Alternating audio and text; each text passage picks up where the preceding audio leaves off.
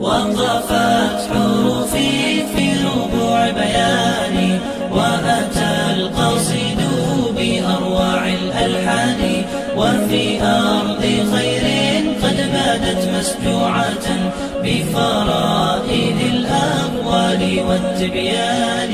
نبدي الجمال على غصون بهائكم، ليفوح عطر الورد والريحان.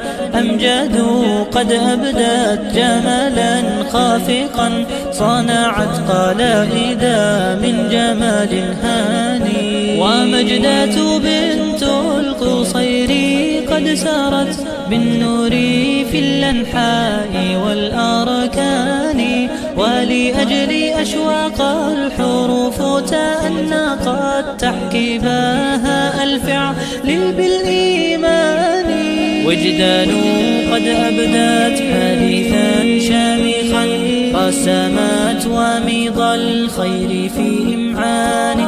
أما لي أملك السماء تزينت، برقت بروق الخير والإحسان. ومرام تلك حديث خير ينجلي، تلك ابنة العوف ارتقاء ساني. بدر قد توهج نوره، يحيي حكايته على الأزمان. وختام قد ختمت بحسن مساكب، غيث تراه بأطياب الهطلان.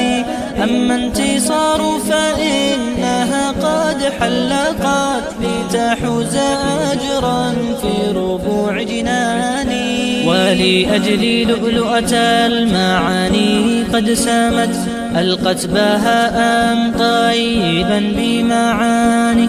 والكون يشرق من رواب، كلما ظهرت توالى الخير في أفنان. وهناك من أمل ترى كل المنى، تربي قصيد السعد بالأوزان.